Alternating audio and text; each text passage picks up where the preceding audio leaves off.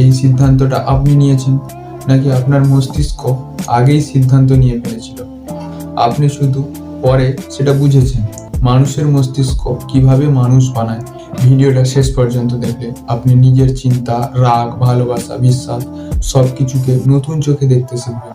চলুন শুরু করা যাক। পার্ট 1, নিউরোসায়েন্স কি, আপনি, আমরা। পার্ট 2, মানুষের মস্তিষ্কের বিবর্তন। এই নিকর্টেক্সই হলো মানুষের আসল শক্তি। যুক্তি, ভাষা, গণিত, বিজ্ঞান, দর্শন, নৈতিকতা সবকিছু এখান থেকে আসে।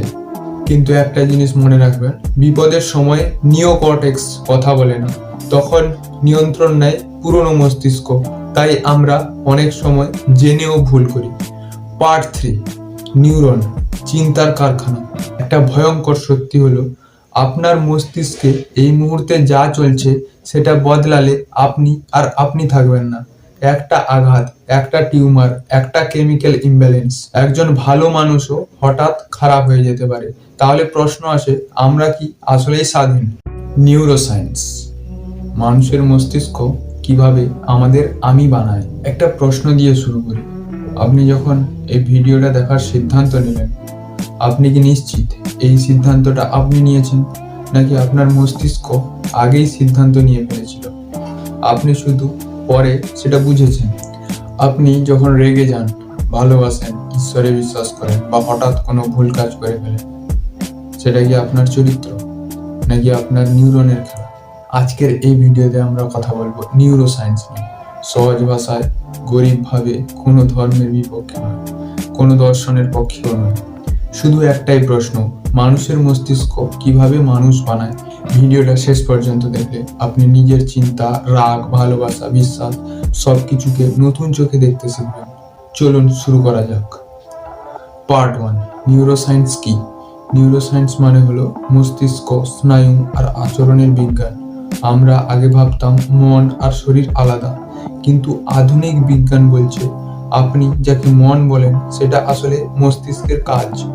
আপনার প্রতিটা চিন্তা, প্রতিটা স্মৃতি, প্রতিটা আবেগ সবকিছু তৈরি হয় মাত্র 3 পাউন্ড ওজনের একটা জেলির মতো অঙ্গ থেকে। এই মস্তিষ্কে আছে প্রায় 86 বিলিয়ন নিউরন। প্রতিটা নিউরন একে অপরের সঙ্গে কথা বলে বিদ্যুৎ আর রাসায়নিক দিয়ে, আর এই যোগাযোগ থেকেই জন্ম নেয় আমি, আপনি, আমরা। পার্ট 2, মানুষের মস্তিষ্কের বিবর্তন। মানুষের মস্তিষ্ক একদিনে তৈরি হয়নি, লক্ষ লক্ষ বছর ধরে বিবর্তনের ফল এটা। বিজ্ঞানীরা সহজভাবে মস্তিষ্ককে 3 ভাগে ব্যাখ্যা করেন। 1, রেপটিলিয়ান ব্রেন, এটা সবচেয়ে পুরনো অংশ। এর কাজ খুব সোজা, বাঁচা, খাওয়া, ঘুম, ভয় পেলে পালানো, বিপদে আক্রমণ। আপনি যখন হঠাৎ শব্দে চমকে ওঠেন, ভাবার আগেই লাফ দেন, এটাই রেপটিলিয়ান ব্রেন। 2 নম্বর হচ্ছে লিম্বিক সিস্টেম। এখানেই থাকে আবেগ, ভালোবাসা, রাগ, ভয়, হিংসা, আনন্দ। আপনি কাউকে দেখেই ভালো লেগে যাওয়া, আর পেছনে কোনো যুক্তি নেই। এটা লিম্বিক সিস্টেমের কাজ। 3 নম্বর হচ্ছে নিওকর্টেক্স। এই নিওকর্টেক্সই হলো মানুষের আসল শক্তি।